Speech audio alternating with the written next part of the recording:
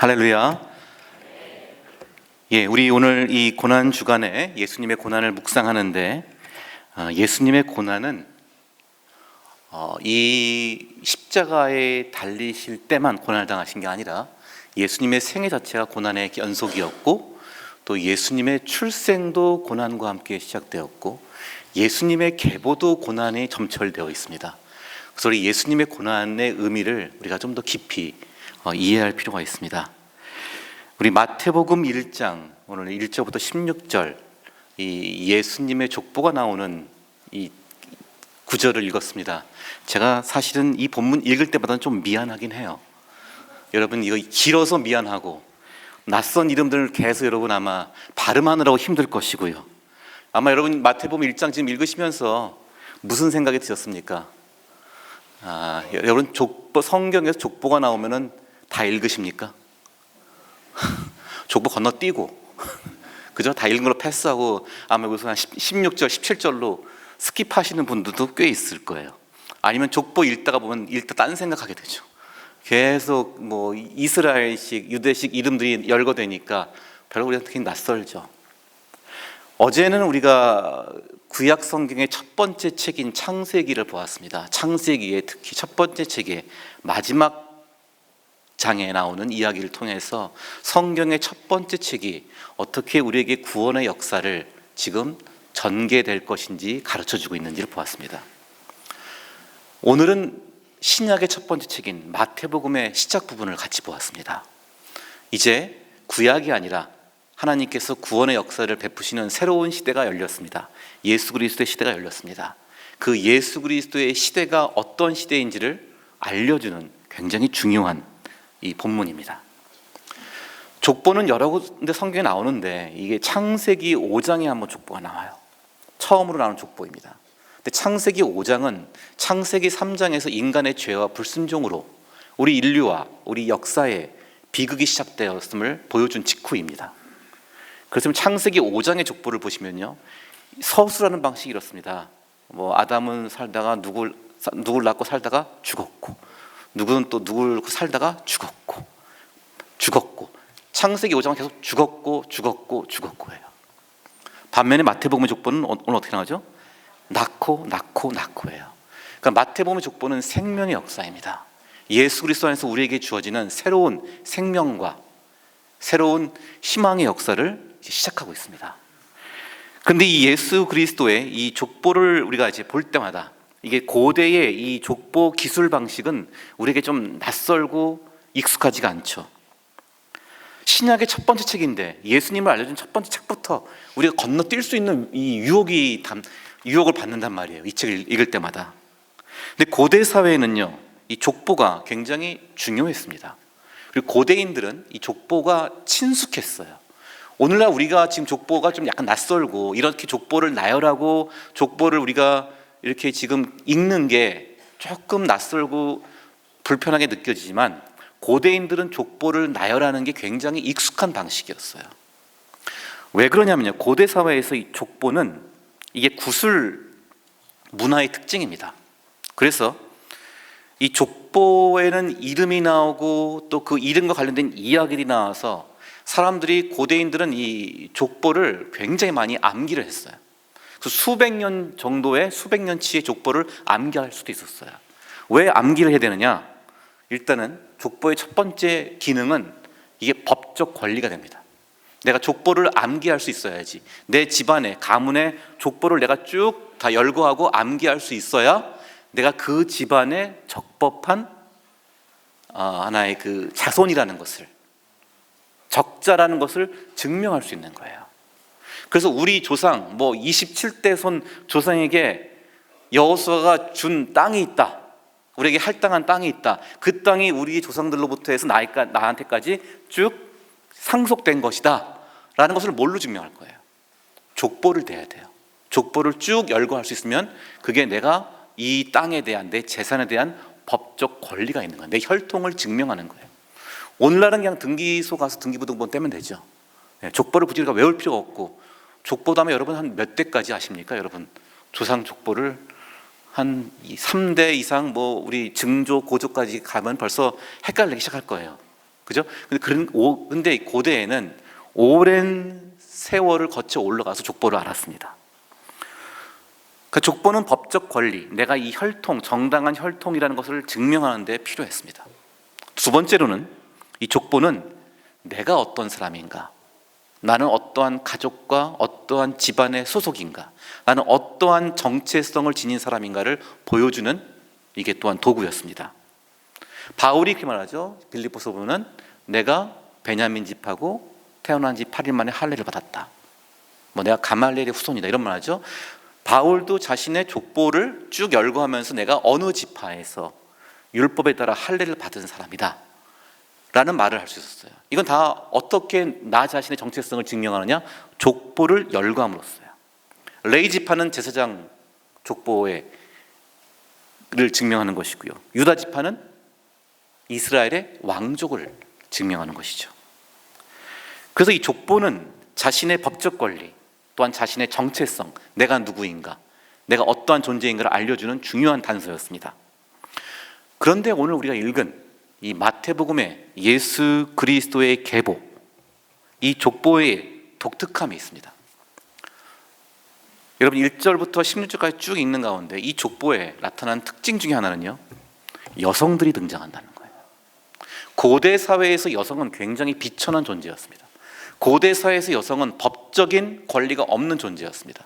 고대 사회에서 여성은 재판에서 증인으로 가면은, 여성을 증인으로 내세우면은 오히려 굉장히 불리할 수 있습니다.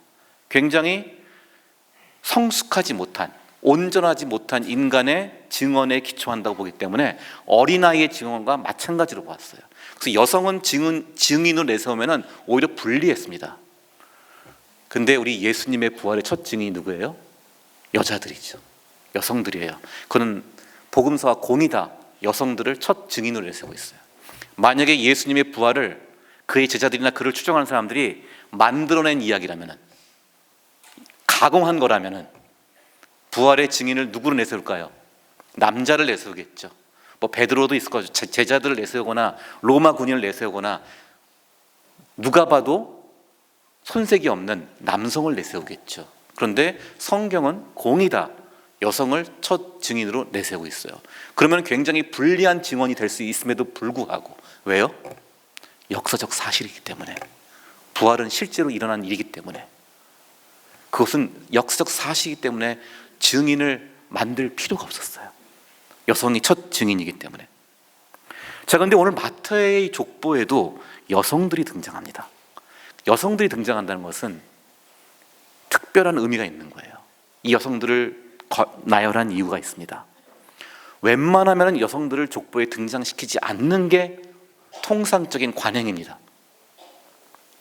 족보가 괜히 꼬일 수가 있어요. 근데 여성들을 지금 증인으로 내세운 것은 아마도 이 여성 증인을 통해서 전달하고 싶은 메시지가 있는 거예요. 자, 저는 김씨입니다.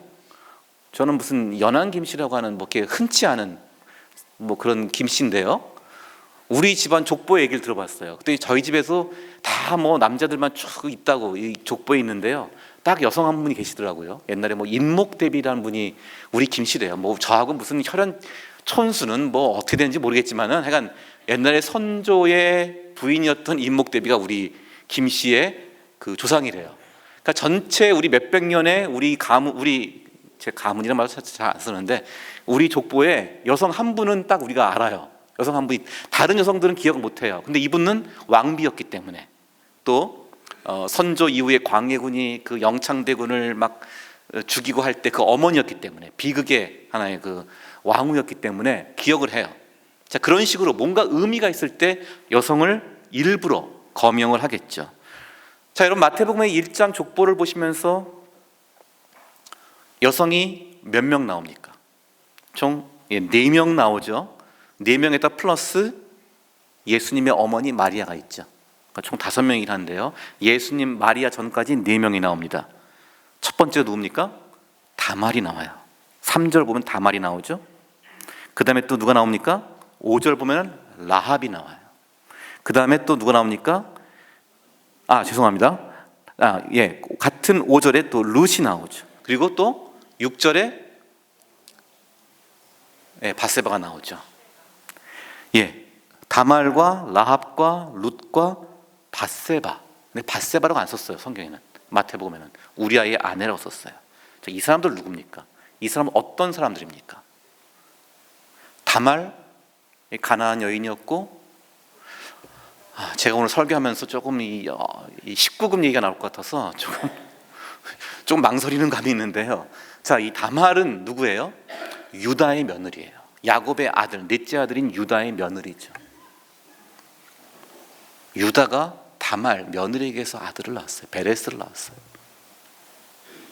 이거는 지금 엽기적인 막장 드라마예요. 이거 어디서도 이런 스토리가 안 나올 거예요. 차마 이런 스토리 못 만들 거예요.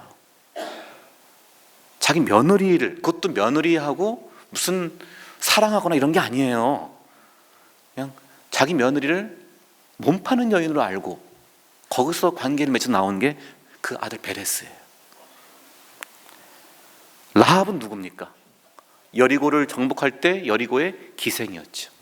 이 역시 이방인이었어요. 그리고 기생이라는 신분을 가진 여인이었어요.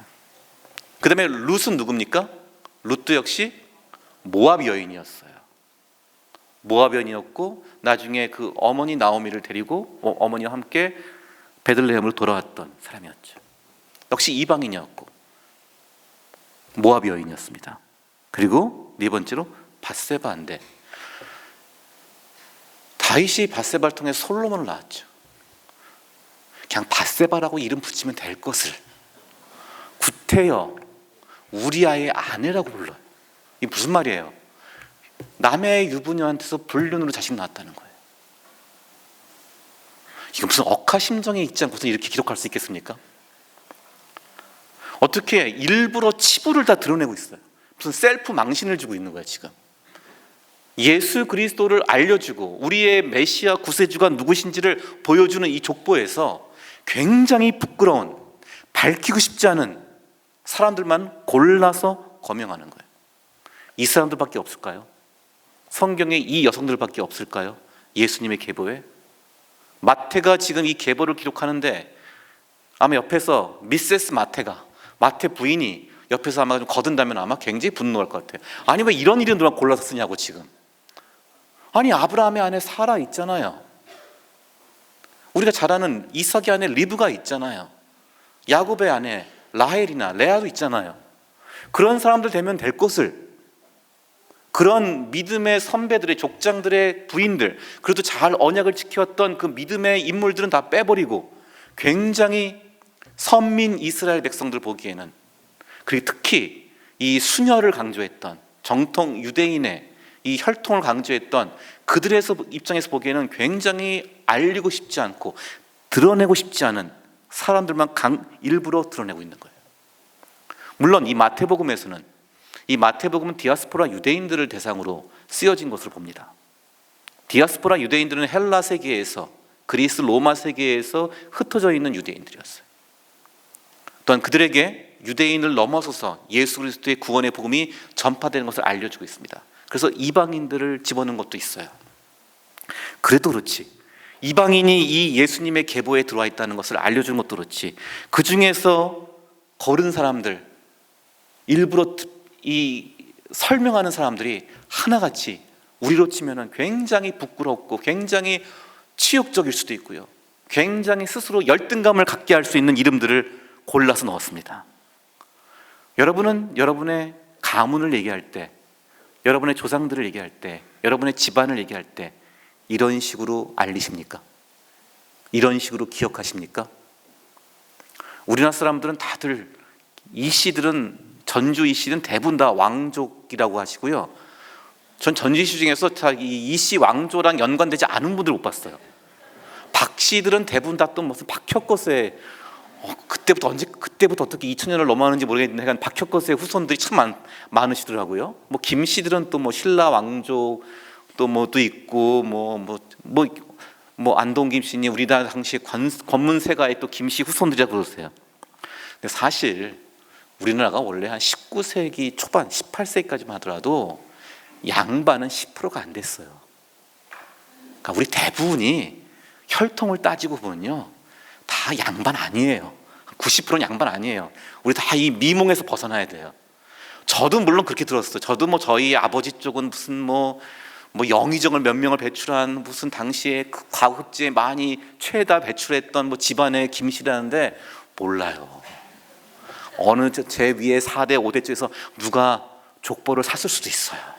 원래 우리 집은 약간 천민 집안일 수도 있는데 원래 우리 조상들은 누가 어떻게 중간에 끼어들어가는지 몰라요. 우리 뭐 어머니 쪽도 뭐 또 양반 집안이래요. 네, 다. 제가 최근에 알게 됐는데요. 이거 우리 어머니가 보시면 안 될 텐데, 아니 제가 늘 들었던 어머니의 우리 외할머니는 분명히 민 씨였는데 제가 가족관계 측면에서 떼보니까 우리 어머니께 보니까 한씨가 나오더라고요. 그래서 이게 무슨, 제가 옛날에 이걸 별 신경 안 썼는데 이게 무슨 연유인가 한 오래전, 한 몇 년 전에 그걸 발견했어요. 근데 거기에 또 출생의 비밀이 있는 거예요. 이게 낳아주신 어머니와 기르신 어머니가 다른 거예요. 그래서 아버지는 같은데 뭔 말인지 아시겠죠? 네, 이거. 근데 저는 이거 부끄럽지 않아요. 이거 뭐 제 잘못입니까? 제가 그랬습니까? 제 잘못도 아니고 우리 어머니 잘못도 아니에요. 이거는 물론 우리 조상 중에 누군가는 좀 잘못을 했죠. 근데 그게 오늘날 내 인생을 사는 데는 아무런 지장 없어요.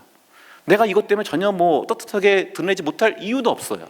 그건 나중에 말하겠지만 우리가 그리스도 안에서 새로운 피조물이에요. 아무 영향 없어요. 그 어떠한 우리에게 이것은 수치도 될 수 없고 그 어떤 자랑도 될 수 없어요. 자랑할 거 따지자면 또 할 게 있어요. 근데 그거 안 해요. 족보에 창념치 말라고 그랬죠. 사도 바울이 헛된 신화와 족보에 창념치 말라. 너의 인간적으로 가지고 있는 혈통의 족보와 혈통의 가문과 그 배경, 예수 그리스도 안에서 아무 의미도 없습니다. 오직 그리스도 안에서 우리는 새로운 피조물로, 그리스도 안에서 새로운 가족으로 살아갑니다. 근데 사람들의 마음은 다 자기를 잘 자랑하고 싶고 자기 집안을 더 긍정적으로 보여주고 싶어 하죠. 우리 손흥민 선수가 유럽에서 프리미어 리그에서 이렇게 대활약을 하고 있잖아요. 제가 이렇게 축구 보다가 손흥민 선수가 이렇게 활약한 거, 플레이한 거를 이렇게 기자가 기사화하는 것을 보니까요, 재밌어요. 손흥민 선수가 골을 넣으면요, 그날 손흥민 펄펄 날다 막 이래요. 그리고 손흥민 선수가 골을 못 넣었지만 뭐 이렇게 어시스트를 했어요. 도움을 줬어요. 그러면 손흥민 뭐 눈부신 활약 뭐 이렇게 해요. 근데 손흥민 선수가 골도 못 넣고 어시스트 못 했어요. 근데도 뭐라고 하냐면요, 손흥민 추가 골 관여 이래요. 추가 골 관여했대요. 그러니까 이게 어시스트란 말을 못 해요. 어시스트면 벌써 뭐 활약했다고 써요. 근데 추가 골 관여, 이게 뭐냐니까 손흥민 발로 한번 맞고 얼른 간 거예요. 갔다가 한 2번, 3번 해서 골이 들어간 거예요. 그러니까 추가 골 관여란 말을 쓰라고요. 자, 우리가 이렇게 잘난 것은 부풀리고 좋은 거는 더 알려주고 부족한 점은 가리려는 심리가 우리 인간의 당연한 심리죠. 그런데 하나님의 말씀이, 이 성경은 우리의 관습, 우리의 기대와는 다릅니다. 인간은 당연히 자신의 좋은 점만 보여주려고 합니다. 자랑스러운 점만 보여주려고 할 거예요. 부끄러운 점은 가리려고 할 거예요. 근데 우리 구주 예수 그리스도의 계보를 기록한 성경은 그런 식으로 기록하지 않습니다. 그래서 이거는요, 인간이 아무리 머리를 굴려도 지어낼 수 없는 기록이에요. 인간이 이렇게 기록하겠습니까? 이게 하나님의 말씀이라는 또 굉장히 중요한 이유가 됩니다. 이 부끄러운 여성들, 감추고 싶은 여성들을 계속 알려줍니다. 거기 정점에 누가 있습니까? 처녀가 애를 낳은 케이스가 나오는 거예요. 이제 오늘날에는 별로 이게 뭐 큰 사달이 안 나겠지만은, 사달이 안 나면 안 되는데, 어쨌든 간에 이 큰 화제가 아니겠지만은 그 당시에는 이게 보통 케이스가 아니죠. 예수님의 족보에 예수님의 바로 어머니는 처녀가 애를 낳은 거였어요. 당시 처녀가 애를 낳으면은 그 아버지가 그 자기 딸을 돌로 쳐 죽여야 합니다. 굉장히 위험한 케이스였어요. 굉장히 수치스러운 케이스였어요. 그래서 예수님에 대해서는 당시에 예수님의 별명이 뭐였죠? 예수님 별명이, 예수님을 싫어하던 사람들이 예수님께 붙인 별명이 먹고 마시기를 탐하는 자라고 했죠. 이 먹고 마시기를 탐하는 자라는 것은 예수님이 세리와 죄인들과 더불어서 잔치를 여시고 함께 즐기시니까 나온 별명이에요. 또 하나 이 별명의 뉘앙스 중에 하나는 뭐가 있냐면요, 사생하다 이런 거예요. 사생하다. 그러니까 예수님의 출생이 의심스럽다는 거였어요. 로마 군병 사이에서 낳은 사생하다라는 그러한 소문도 있었을 걸로 봐요. 어떤 신학자는 예수님의 별명 먹고 마시기를 탐하는 자는 것은 사생아라는 하는 비아냥이었다라고 보는 견해도 있어요. 그래서 요한복음 8장에 보면은 예수님께서 가늠하다 현장에 붙잡혀온 여인을 마주하고 있죠. 사람들이 율법에 이 여자를 돌로 치라 했는데 선생님 뭐라고 하시겠습니까? 라고 했을 때 예수님이 어떻게 했습니까? 먼저 땅바닥에 손으로 글씨를 썼다고 그랬어요. 무엇을 쓰셨을까요? 이게 십계명이다라고 이제 추측하는 사람도 있고요. 성경은 정확히 뭔지 안 가르쳐줘요. 예수께서 손으로 땅바닥에 글을 쓰셨다고 했어요. 어떤 크리스찬 문학가는 이거를 좀 상상력을 동원해서 예수님이 거기에 쓰신 글씨는 어머니라고 썼을 것이다. 그래요. 어머니. 마치 자기의 어머니 마리아가 이러한 위험에 처했었고 이러한 모욕을 당했고 이러한 비난을 받았을 것이기 때문에. 이 먹고 마시기를 탐하는 죄인의 친구다, 이 말은 사실은 신명기 가면요, 이 패역한 아들을 일컫는 말입니다. 어머니와 아버지에게 패역한 아들. 그래서 이게 사생아와 같은, 우리말로 이제 우리 평안동 함경도 사투리 후레자식이란 말이죠. 지 애비애미도 없는 놈이라 이런 말 있잖아요. 예수님께서 그러한 별명이 붙여진 거였어요. 이 누가복음 15장의 탕자가 바로 그와 같은 자식이죠. 아버지가 살아있는데 아버지 분깃을 요구하고 먼 이국으로 가서 다 재산을 탕진하고 창기들과 더불어서 놀고 나중에 빈털터리로 돌아오는 아들이죠. 이게 패역한 아들의 모습이란 말이에요. 먹고 마시기를 탐하는. 근데 그 탕자의 아버지가, 탕자가 돌아올 때 그 아버지가 어떻게 대합니까? 거리가 먼데 아버지가 달려가서 그 아들을 끌어안습니다. 당시에 아버지 어른들은요, 달려가는 법이 없어요. 우리는 옛날에 양반들이 달려가지 않는 것처럼. 근데 그 아버지가 달려갔어요. 너무 반가워서 달려갔을 수도 있어요. 너무 불쌍해서 달려갔을 수도 있어요. 근데 어떤 신학자는 이것을 해석하기를요, 신명기 21장에 먹고 마시기를 탐하고 방탕하고 패역한 아들에 대해서는 성문으로 끌고 가서 성읍 장로들을 통해서 그를 돌로 쳐 죽이라고 했어요. 근데 그 아버지가, 지금 이 아버지가 아들 이 탕자가 돌아오는 것을 봤습니다. 그리고 달려가서 그를 끌어안았어요. 왜요? 성읍의 장로들이 그를 보고 돌로 쳐 죽이기 전에 먼저 가서 아버지가 그 아들을 끌어안은 거예요. 예수 그리스도께서 이 탕자의 비유를 하실 때도 그게 그냥 나온 비유가 아닙니다. 굉장히 하나님의 긍휼과 하나님의 사랑이 어떻게 우리 인류를 품으신가를 보여주는 중요한 기록이었어요. 긍휼은 심판을 이깁니다. 예수님의 이 마태복음 족보에는 바로 이러한 예수님의 긍휼, 하나님의 우리의 모든 허물과 우리의 모든 약함과 우리의 모든 수치를 다 품으시는 하나님의 계획이 담겨 있습니다.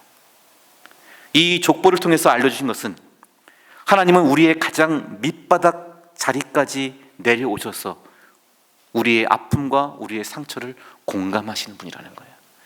우리의 주님이신 예수 그리스도는 그의 고난과 그의 십자가에 가는 길을 통해서 우리 인간이 안고 있는, 우리 모두 각자 품고 있는, 우리가 끌어안고 있는 모든 허물과 죄와 수치를 그가 몸소 담당하셨다는 겁니다.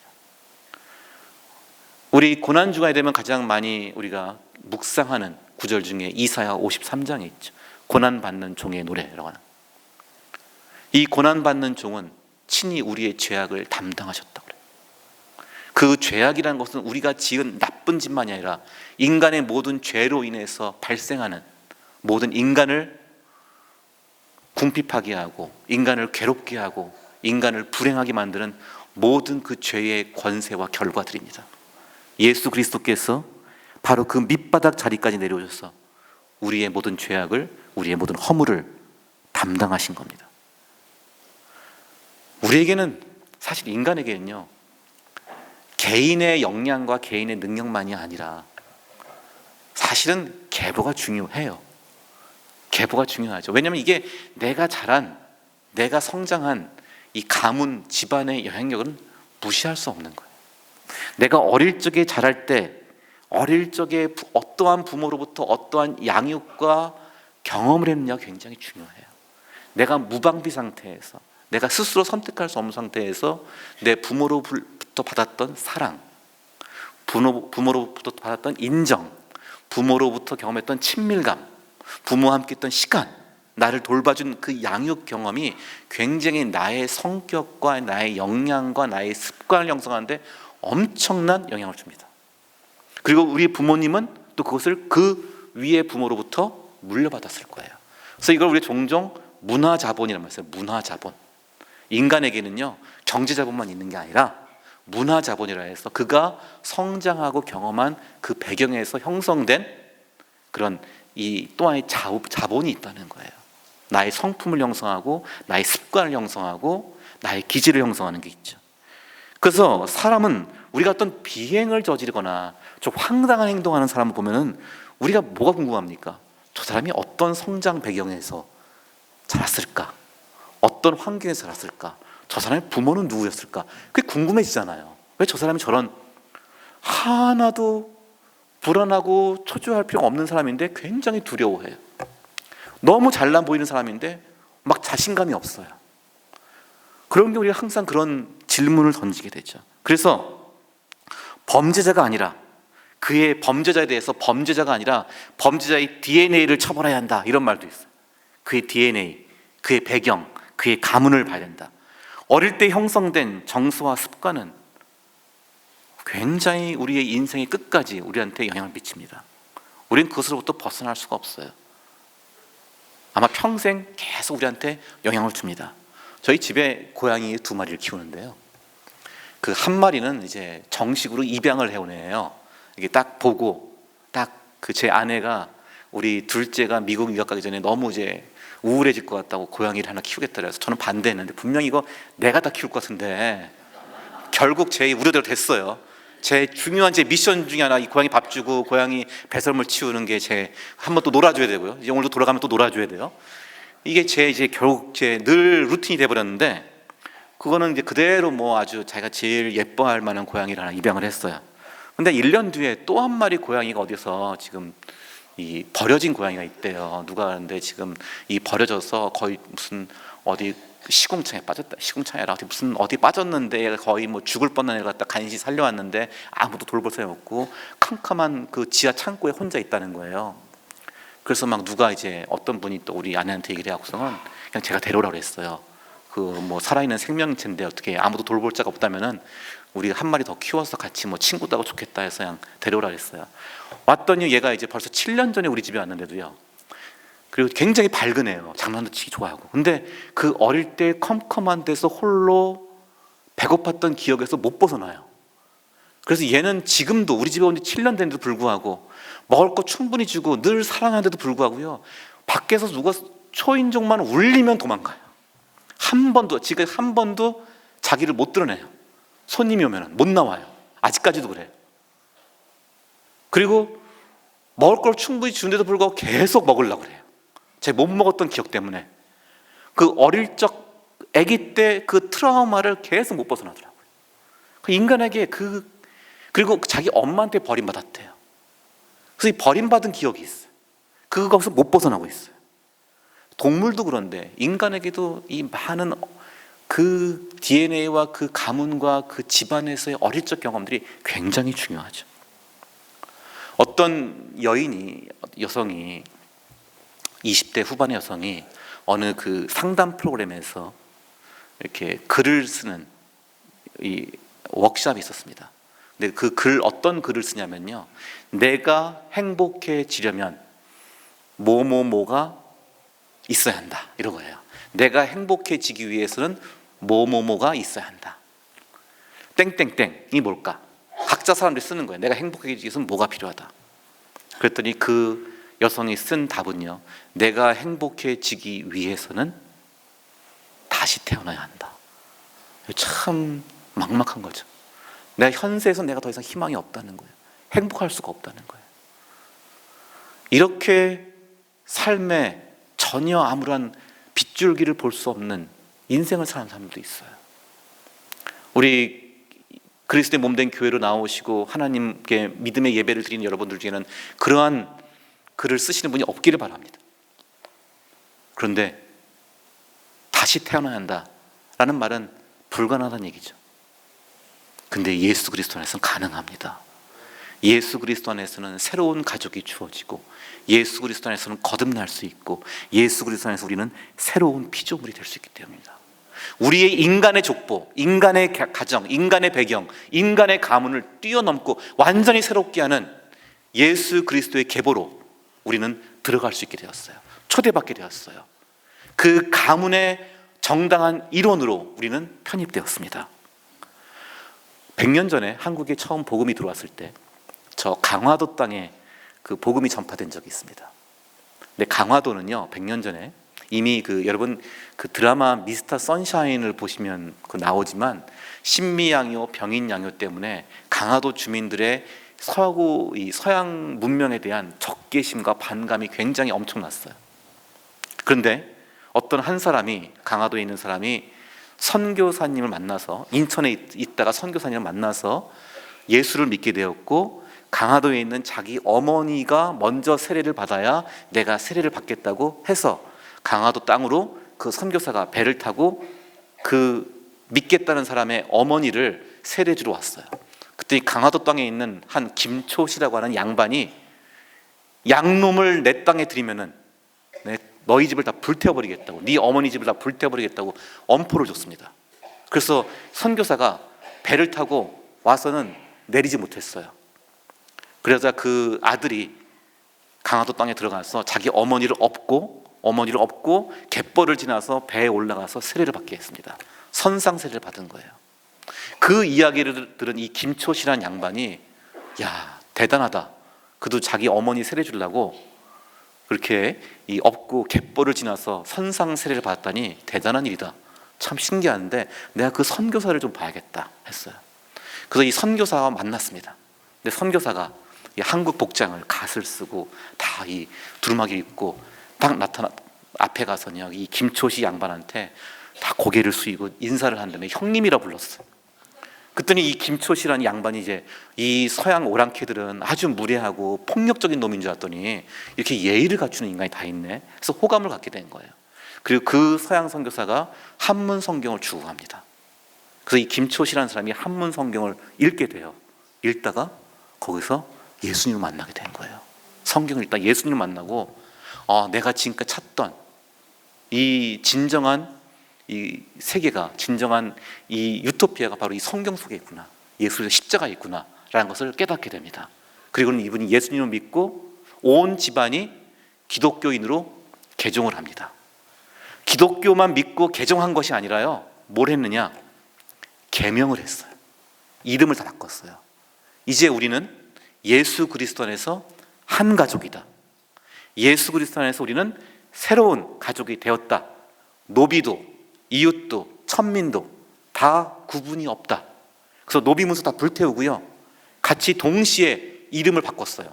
바꾼 이름이 뭔지 아십니까? 돌림자가 뒤에다가 우리는 하나다 해서 일자를 붙인 거예요. 그래서 김선일, 제 이름이 일자잖아요. 근데 저는 그거하고 관계없고요, 그냥 지어진 거고요. 그런 식으로 돌림자를 한 거야.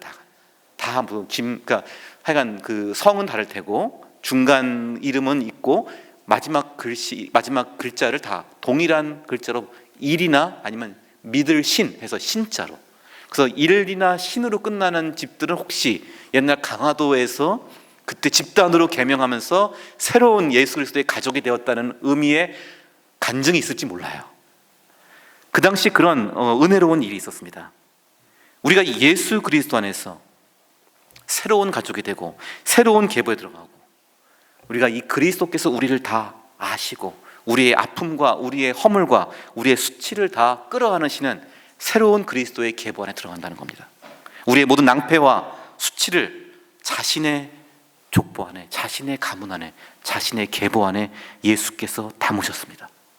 그래서 우리는 예수 그리스도의 고난과 예수 그리스도의 십자가를 통해서 새로운 계보로, 새로운 가족으로, 새로운 피조물로 태어납니다. 더 이상 우리의 이야기는 이제 부끄러운 이야기가 아니라 예수 그리스도의 구원의 이야기 속으로 들어가게 됩니다. 우리가 어릴 때 들었던 이야기는 굉장히 중요합니다. 우리의 신경세포에 이게 다 새겨진다고 그래요. 제가 최근에 그 무슨 이 신경의학자가 쓴 책을 읽어보니까요, 우리가 그 어릴 때부터 들었던 이야기들이 있죠. 처음에는 부모님과 가족에게 많은 이야기를 듣죠. 또 성장하면서 학교에서 이야기를 듣죠. 우리가 들었던 이야기들이 우리 신경세포에 다 들어가 있대요. 그래서 우리가 어떤 이야기를 들을 때, 어떠한 말을 들을 때 막 발끈하거나 불안하거나 초조한 것은요, 우리 안에 형성된 부정적인 신경세포가 있다는 거예요. 그래서 이게 우리로 하여금 우리의 기질과 습관을 만들어낸다는 거예요. 괜히 이유 없이 불안하거나 초조하면은 이미 우리가 어릴 적부터 들었던 부정적인 이야기들이 있는 거예요. 내가 수치스러웠던 이야기가 있어요. 부끄러웠던 이야기가 있어요. 내가 무서웠던 경험이 있어요. 이런 것들이 다 우리의 신경세포 속에 들어와서 우리를 지배하고 있다는 거예요. 그래서 우리에게 겁을 주고 있고요, 우리를 낙심시키고요, 우리로 하여금 괜히 불안하게 만들고요, 우리로 하여금 투기하게 만들고요, 우리로 하여금 사람에게 분노하게 만드는 거예요. 그런 이야기들이 우리한테 계속 지금 들어와 있다는 거예요. 그래서 우리는 예수 그리스도의 새로운 이야기가 필요합니다. 우리를 용서하시고 우리를 긍휼히 여기시고 우리와 공감하시고 우리를 사랑하시는 그의 이야기가 필요한 거예요. 그의 이야기를 들어야 돼요. 새로운 이야기를 들어야 돼요. 예수 그리스도의 이 족보로부터, 예수 그리스도를 통해서 인간의 모든 수치와 약함에도 불구하고 하나님이 함께 하사 그의 백성을 구원하시는 예수 그리스도의 이야기를 우리가 들어야 되는 거예요. 예수 그리스도께서 고난당하시면서 우리의 모든 그 고난과 아픔을 함께 그분의 이야기로, 그분의 가족으로, 그분의 몸으로 끌어안으셨습니다. 마태복음 1장의 이 족보는 바로 예수 그리스도가 어떠한 분이시며 예수 그리스도가 얼마나 인간의 가장 깊은 아픔과 수치의 자리까지 내려가시는지를 보여줍니다. 근데 이 신경세포에 또 중요한 점이 하나 있는데요, 이 신경세포는 이 가소성이 많다고 그래요. 이게 플라스티시티라죠. 이게 굉장히 신축성이 뛰어나단 말이에요. 그래서 우리 안에 신경세포에 부정적인 이야기들을 많이 들었단 말이에요, 우리가. 그러면 굉장히 우리를 위축시키고 우리의 그 불안과 두려움과 수치심을 조장하는 그 이야기들이 우리 세포에 들어가 있지만, 동시에 우리가 희망의 이야기를 듣고요, 긍정적인 이야기를 듣고요, 용서의 이야기를 듣고요, 긍휼의 이야기를 들으면요, 사랑의 이야기를 들으면요, 이게 또 바뀔 수 있다는 거예요. 금방 우리가 새로운 이야기를 듣고 우리가 하나님의 말씀을 듣고 성경 말씀을 읽어야 하는 이유가 여기에 있습니다. 우리는 새로운 이야기를 들어야 돼요. 예수 그리스도의 이야기를 들어야 돼요. 우리의 모든 허물과 약함을 다 담당하시고 하나님 앞에서 그것을 그의 고난과 십자가를 통해서 용서하시고 깨끗이 제하여 주신 예수 그리스도의 고난과 그의 부활의 이야기로 우리 인생이 채워져야 합니다. 그게 바로 예수 그리스도의 족보가 우리에게 주는 중요한 의미입니다. 우리 인생에서 잘한 것이 있고 내가 못한 것이 있고 내가 또한 후회되는 것이 있을 것입니다. 내가 다시 기억하고 싶지 않은 일들도 있을 것입니다. 그러나 더 이상 우리의 허물과 죄와 수치가 우리의 인생을 지배해서는 안 됩니다. 그것이 예수 그리스도께서 능히 우리의 모든 약함을 끌어안으시고 담당하시는 그의 고난과 십자가를 통해서 깨끗이 제하여 주시기 때문입니다. 오늘날의 이 시대를 이 명예 수치 문화가 많다고 그래요. 이 사람들의 이 현대 문화 중에서 오늘날은 이 사람들의 이 명예와 수치, 내가 사람들한테 인정받고 칭찬받는 명예를 추구하거나 아니면 명예를 얻지 못하면 되게 부끄럽고 수치스러움을 느끼는 지금 시대라는 거예요. 우리가 지금 SNS를 많이 하잖아요. 인터넷을 하면서 SNS 대부분 다 SNS를 많이 하면 할수록 인간의 자존감이 낮아진다고 그러죠. 20대 아이들이 가장 자존감이 낮을 때가 언제냐? 그럼 뭐 공부를 못했을 때, 취업에 실패했을 때도 있지만 1위는 SNS에서 잘 나가는 사람의 이야기를 볼 때래. 그게 가장 자존감이 낮아진대요. 가장 수치심을 느낀다는 거예요. 그래서 뭐 이런 말이 있죠. 페이스북은 내가 이렇게 잘 살고 있다를 알려주는 거라고요. 인스타그램은 내가 이렇게 잘 먹는다, 맛있는 걸 먹고 있다.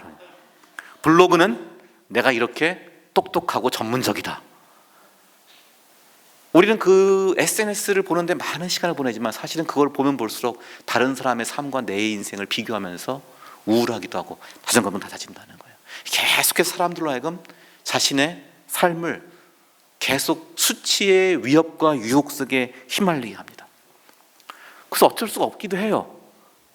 뭐 객관적으로 볼 때 나보다 더 해외여행 잘 다닌 사람도 있고요, 나보다 더 자식이 출세한 사람들이 있고요, 나보다 더 인정받고 칭찬받고 업적을 이룬 사람들이 많이 보일 수밖에 없어요. 비록 마음은 불편하고 마음은 쓰라리지만 그게 현실로 나타나요.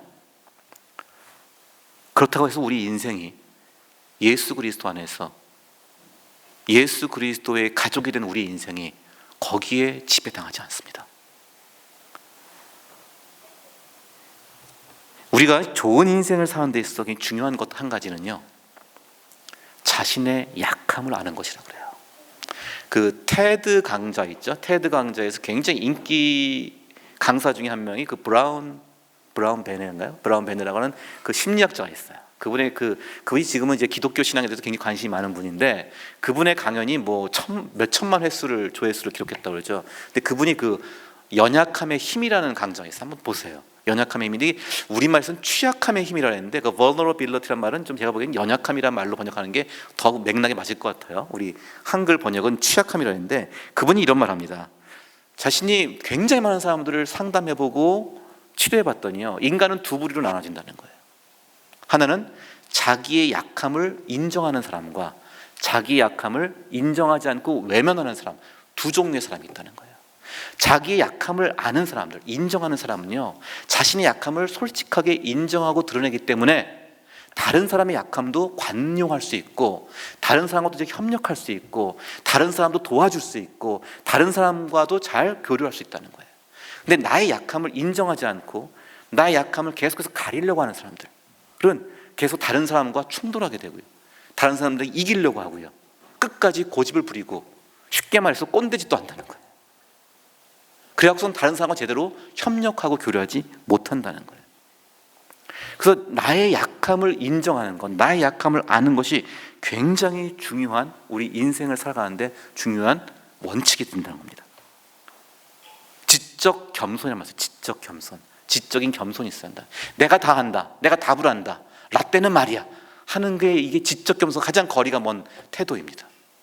내가 할 수 없다는 것, 나 혼자 할 수 없음을 인정하고 도움을 필요로 하고 기꺼이 나의 약함을 드러낼 수 있는 사람이 한다는 거예요. 마태복음 1장의 예수 그리스도의 계보는 예수 그리스도의 조상들과 그리스도까지 이어지는 모든 인류의 죄와 모든 인류의 DNA와 모든 인류의 역사를 다 짊어지실 예수께서 인간의 약함과 인간의 허물과 인간의 부끄러움을 다 아시고 담당하시고 그의 몸으로, 그의 고난으로, 그의 십자가에 가는 길로 다 그것을 짊어지고 하셨음을 말해주고 있습니다. 바로 이 자신의 약함을 인정하고 다시 하나님의 언약 안에서 새로운 삶을 산 사람들의 이야기예요. 유다, 아까 며느리 다말과의 그런 정말 입에 담기도 힘든 그런 불미스러운 사고를 통해서 자식을 낳았습니다. 얼마나 그 가문이 콩가루 가문입니까 이거. 그런데 유다의 인생이 어떻게 변했습니까? 유다는 원래 굉장히 자기 이익에 민감한 사람이었어요. 냉혈한이었어요. 근데 요셉이 나중에 이집트의 총리가 되어서 그 요셉이 형들을 시험하죠. 그래서 베냐민을 두고 가라고, 베냐민만 두고 다시 가라고 할 때 누가 앞장섭니까? 유다가 앞장서요. 유다가 앞에 나가서 요셉에게 간청합니다. 그러면서 우리 늙으신 아버지와 그 아버지가 사랑하는 아들을 잃었고 이제 남은 정말 마지막 아들이 베냐민인데 이들을 제발 두고 우리 아버지를 불쌍히 여겨서 이 아들을 보내주고 내가 당신의 포로가 되겠습니다, 인질이 되겠습니다 라고 유다가 나섭니다. 자기가 희생하는 거예요. 자기가 모든 형제들 대신해서 자신이 모든 그 피해를 고스란히 떠안겠다는 거였어요. 왜 굉장히 자기 이익에 충실하고 굉장히 냉정한 인간이었던 유다가 다말의 사건을 통해서 변합니다. 그리고 요셉 앞에서 가족과 형제들 대신해서 자기를 희생시키는 존재로 변합니다. 그게 요셉을 감동시켰어요. 그래서 요셉이 그 유다의 모습을 보고 울며 자신의 정체를 드러내고 형들과 극적인 화해를 이루게 되는 겁니다. 그리고 나중에 야곱이 축복할 때 유다에게 이스라엘의 왕의 가문이 이 집안에서 날 것이며 메시아가 날 것이라는 것을 예언하게 됩니다. 그래서 유다는 이스라엘의 왕의 가문이 되었습니다. 그 선조가 되었습니다. 라합은 어떻습니까? 기생으로서, 이방인으로서 비천한 삶을 살았던 존재였습니다. 그러나 더 이상 계속해서 비천한 위치에 놓여 있지 않았습니다. 그는 하나님의 새로운 역사에 동참했습니다.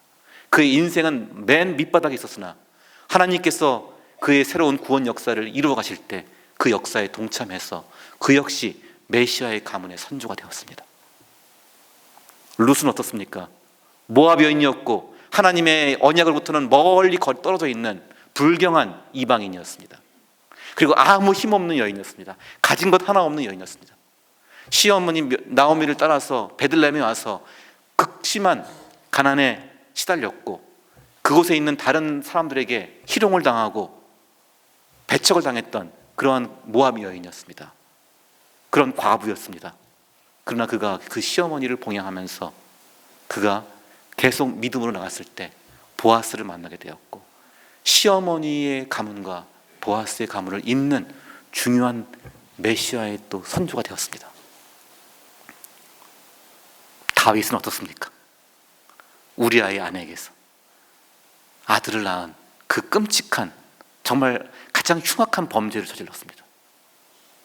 그런데도 불구하고 이 다윗은 그 밧세바와의 간통 사건에 대해서 하나님께 처절하게 회개하고 그가 다시금 그의 신앙을 겸손히 돌아보고 다시금 그를 통해서 솔로몬이 낳게 되고 나중에는 계속해서 그의 이름이 예수 그리스도의 메시아를 상징하는 이름으로 역사에 남는 가장 중요한 인물이 되었습니다.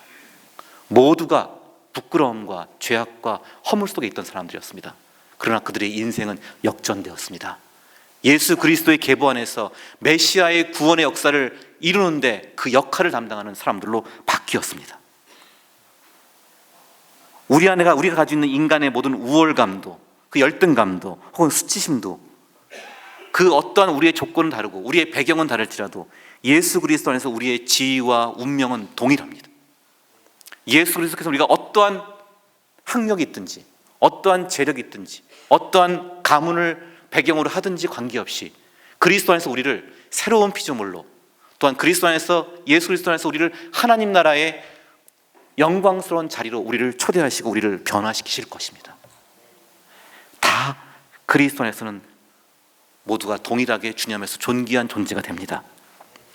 제가 최근에 만났던 제 가족 중에, 친척 중에 한 분은요, 지금은 기독교 기관을 굉장히 잘 섬기고 계시고 많은 이 다문화 사람들을 또 복음으로 그들을 섬기고 복음을 전파하는 사역을 감당하고 있는데요, 원래 그분은 굉장히 우리나라에서 이름만 되면 알만한 굴지의 대기업의 자녀였어요. 아주 큰 대기업의 자녀였는데요, 그분의 이제 집안 기업이 그냥 몰락을 했어요. 근데 또 다른 대기업의 사람과 집에 또 시집을 갔어요. 그 양대 대기업의 이 자녀이자 며느리였죠. 근데 둘 다 망했어요. 그러니까 어릴 때는 본인이 원하는 것을 다 가질 수 있었대요. 제가 원하는 것을 다 누릴 수 있었고요, 사고 싶은 거 다 살 수 있었대요. 그런데 집안이, 이 기업이 몰락하면서 집안 자체도 굉장히 힘들어지는 거예요. 가족 사도 굉장히 어려워졌어요.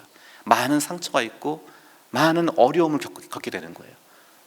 그런데 그 기간 동안에 자신이 그 어려움을 겪고 집안이 몰락해가는 가운데, 가정에서도 많은 갈등과 충돌이 있는 가운데 그가 그동안에 당연히 누렸던 것들, 자신이 원하는 것을 하고 싶었던 그 모든 삶이 하나씩 깎이다가 결국 하나님께서 그를 붙드시고 다시 살리시고, 그래서 하나님께서 복음을 전하는 일을 맡기신 거예요.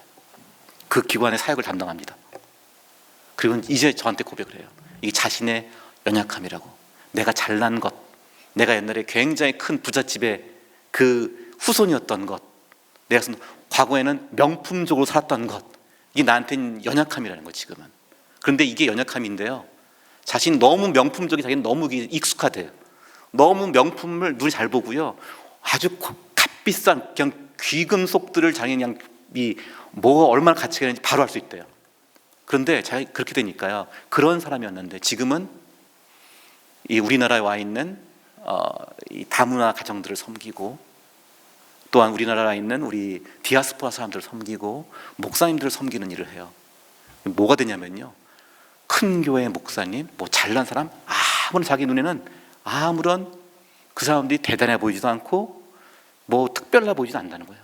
조그맣게 10명도 안 되는 성도들을 데리고 목회하시는 분도 자기 눈에 너무 귀하다는 거예요. 자기가 모든 이상의 화려한 것들을 다 누리고 그것이 다 자기에서 떠나가는 모습을 봤기 때문에, 그리고 하나님께서 자신을 생명을 살리는 사역으로 부르셨기 때문에 이제는 자기 눈에는 그 어떤 것도 사람이 가진 그 조건과 재물과 명예로 어떠한 판단도 들지 않는다는 거예요. 우리가 우월함도 다 이제 예수 그리스도 안에서 새롭게 우리가 변화되면은 오히려 그것이 다른 사람을 인간적 조건으로 보지 않는 우리의 새로운 그리스도 안에서의 관점을 형성해 줍니다. 제가 과거에 한 오래전에 목회를 할 때 저와 함께 동역했던 전도사님 계셨어요.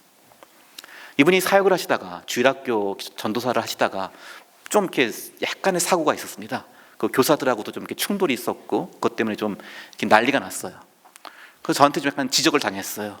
그 일을 좀 목회자로서 좀 믿음의 본을 보이면서 해야지 왜 그렇게 했느냐 했더니 이 전사님이 한 기가 죽은 거예요. 그래서 저는 뭐 원래 배운 것도 없고 가방끈도 짧고 저는 집안도 아무도 목사님도 없었고 다 안 믿는 집안 출신이에요. 집안도 가난했고 자기는 학력도 없고 또 자기 가족 중에 이렇게 목사님이나 믿는 분도 없어서 자기를 제대로 멘토링 해주는 분도 없었다고. 그래서 제가 이 모양 이 꼴로 저는 안 되나 봐요 그러는 거예요. 제가 그 말 듣는 순간 갑자기 막 그냥 하나님의 진노 비슷한 게 느껴지더라고요. 아니 전사님, 예수님이 지금 그 말 들으시면 얼마나 지금 슬프시겠냐고. 예수님이 당신을 위해서 십자가 지시고 피 흘리시고 자기를 내어주셨는데 어떻게 전사님 왜 지금 예수님을 믿고 예수님의 생명 사역을 하신다는 분이 지금 그런 말씀하시냐고. 예수님께서 당신을 위해서 죽으실 만큼 당신은 존귀한 자고 예수님께서 당신에게서 그의 큰 구원의 역사를 이루시는 가능성을 보고 계시다고. 왜 자신을 비하하고 왜 나는 안 된다고, 왜 나는 초라하다고, 왜 나는 아무 능력 없다고 말씀하십니까? 예수님께서 당신을 위해서 죽으신 것을 믿습니까? 예수님께서 당신을 자신의 목숨을 내어주실 만큼 사랑하시고 귀하게 아끼신다는 걸 당신은 믿으십니까? 그 얘기를 했어요. 그리고 얼마 뒤에 몇 년 뒤에 그분이 이제 사역을 끝내시고요, 어떻게 미국에 가서 공부를 하시겠대요. 근데 이제 뭐 돈도 없고 뭐 공부도 잘 이렇게 영어도 못 하는데 저한테 이제 상담을 받는 거예요. 그래서 제가 어떻게 할 수 있는 방법을 뭐 미국에 있는 신학교에 또 한국 과정도 있고 그러니까 연결을 알려주고 추천서 써줬어요. 그래서 그분이 공부를 갔어요. 그래서 잘 적응한다는 얘기를 제가 들었어요. 근데 얼마 전에 한 몇 년 전에 저한테 동영상을 보여줬는데 이제 미국에 있는 어느 교회 담임 목사님 되신 거예요. 근데 꽤 중견 교회예요. 꽤 교인이 아주 뭐 큰 교회는 아니지만 또 굉장히 건강하게 아주 화목한 교회 같더라고요. 거기서 그 목사님이 설교를 하시는데 영어 설교를 하시더라고요. 근데 그 당시 제가 영어를 어떻게 해야 되는지를 가르쳤는데 지금은 제가 명함을 못 넘기겠어요. 이분이 영어 설교를 얼마나 잘하시는지 아주 그냥 굉장히 힘있게 명료하게 영어 설교를 은혜롭게 하시는 거 보고 제가 깜짝 놀랐어요. 나는 그동안 영어를 다 까먹었는데 이분은 이렇게 지금 하나님께서 2세들을 위해서 사역자로 사용하시는구나. 그래서 너무 기뻤어요. 그 저한테 늘 얘기하는 거, 그때 했던 얘기를 하는 거예요. 당신이 가진 것도 없고 당신이 지금까지 배운 것도 없고 당신이 배경이 없지만은 당신에겐 예수님이 있다. 예수 그리스도께서 당신을 위해서 자신을 내어주신 만큼 사랑하고 당신에게서 가능성을 보고 계시다. 우리가 예수 안에서, 예수께서 우리를 위해서 피 흘릴 정도로 아끼시고 우리를 살리시는 그 은혜 안에서 우리가 살고 있습니다. 우리가 지금 어떤 상태에 있든지, 우리가 어떤 괴로움을 당하든지, 우리가 어떤 고민과 걱정하고 있든지, 우리가 어떤 근심 속에 있든지, 우리가 어떠한 좌절이나 낙심을 갖고 있든지 그 어떤 것도 예수께서 모르지 않으십니다. 아십니다. 그리고 예수께서 우리의 삶에 가장 깊은 낮은 자리까지 내려오셔서 우리를 끌어안으시고 우리를 새롭게 하시고 우리를 메시아의 가문의 사람으로, 구세주의 계보로 우리를 변화시킵니다. 나의 가장 약하고 부끄러운 모습이 바로 예수와 만나는 자리이고 예수님이 함께하는 바로 그 자리입니다. 제가 이 설교를 준비하면서 어느 인터넷에서 이런 시를 봤어요. 예수님은 아십니다라는 시가 있어요. 예수님은 아십니다. 아마 이 시를 제가 보면서 오늘 이 마태복음에 나오는 이 이야기와 또한 우리 예수 그리스도의 고난을 기억하면서 우리가 함께 보면 의미가 있는 시라고 해서 제가 한번 가져왔습니다. 제가 읽어드리겠습니다. 예수님은 아십니다. 가난한 시골 목수의 집에서 태어나 자란 예수님은 당신의 고생과 땀 흘린 그 피로를 아십니다. 돌로 떡이 되게 하라는 시험을 받으신 예수님은 유혹에 빠져 방황하는 당신의 고뇌를 아십니다. 친구들의 배신과 가까운 이들의 버림을 체험하신 예수님은 혼자서라도 굳세게 살려고 발버둥 치는 당신을 아십니다. 수건을 허리에 두르고 제자들의 발을 씻기던 예수님은 당신이 남몰래 베푼 친절과 희생을 아십니다. 이 잔을 내게서 지나가게 하옵소서 하고 부르짖던 예수님은 당신의 실패와 연약한 마음을 아십니다. 갈보리 언덕을 피 흘리며 올라가신 예수님은 남몰래 흘린 당신의 눈물과 상처를 아십니다. 아버지여 저희를 사하여 주옵소서 기도하시던 예수님은 무지 가운데 죄를 짓고 있는 당신을 아십니다. 여자여 보소서 아들이니라 하고 고백하시던 예수님은 자녀를 돌보는 일에 지쳐버린 당신의 한숨을 아십니다. 네가 나와 함께 낙원에 있으리라 하고 약속하신 예수님은 회개의 눈물을 흘리는 당신의 소원을 아십니다. 엘리 엘리 라마 사박다니 하고 부르짖던 예수님은 죽음에 이르는 병에 걸린 당신의 절망을 아십니다. 내가 목마르다 하고 괴로워하시던 예수님은 영혼의 기갈에 목이 타는 당신의 갈증을 아십니다. 다 이루었다고 큰 소리로 외치시던 예수님은 인생의 목적에 고민하는 당신의 영혼의 소리를 아십니다. 내 영혼을 아버지 손에 부탁하나이다고 기도하시던 예수님은 임종을 앞둔 당신의 캄캄한 마음을 아십니다. 무덤 속에서 부활해 나오신 예수님은 사망의 그늘에서 신음하는 당신의 절규를 아십니다. 내가 다시 오리라고 약속하신 예수님은 죄의 세상이 계속되는 것에 아연실색하는 당신의 질문에 대한 답을 아십니다. 예수님은 아십니다. 여러분의 신음을 아시고 여러분의 근심을 아시고 여러분의 염려를 아십니다. 그리고 그 자리까지 내려오셔서 우리와 함께 하시고 우리에게 구원의 기쁨과 우리의 구원의 소망을 전해주실 것입니다. 기도하시겠습니다. 하나님 아버지 감사합니다. 인간의 모든 연약함과 부끄러움과 죄악과 허물을 친히 담당하신 예수 그리스도를 우리가 이 시간 기억합니다. 그리스도의 고난과 그 십자가의 길이 우리의 모든 약함과 우리의 모든 아픔과 우리의 모든 상처를 끌어안으신 예수 그리스도의 은혜의 사건이었음을 고백합니다.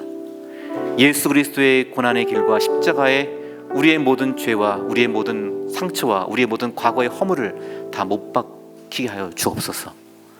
우리가 예수 그리스도 안에서 새로운 피조물로 거듭나는 귀한 은혜의 역사를 누리게 하여 주옵소서. 우리가 그리스도 안에서 이제는 더 이상 과거의 상처와 과거의 아픔에 머무르는 자가 아니라 이제는 소망과 기쁨과 위로를 충만히 누리는 자들이 되게 하여 주옵소서. 우리 약함을 인정하고 우리의 허물과 죄를 주님께 내어놓을 때 주께서 그것을 친히 담당하시고 용서하시고 우리를 궁일히 여기사 새롭게 회복하시고 치유하시는 그 주님의 귀한 이 고난과 십자가의 은혜를 우리로 더욱 풍성히 맛보게 하여 주옵소서. 그래서 우리가 새로워지게 하여 주시고 우리의 삶이 다시 주님의 기쁨과 주님의 희망의 증거가 되게 하여 주옵소서. 이 모든 말씀 우리 주 예수 그리스도의 이름으로 기도합니다. 아멘.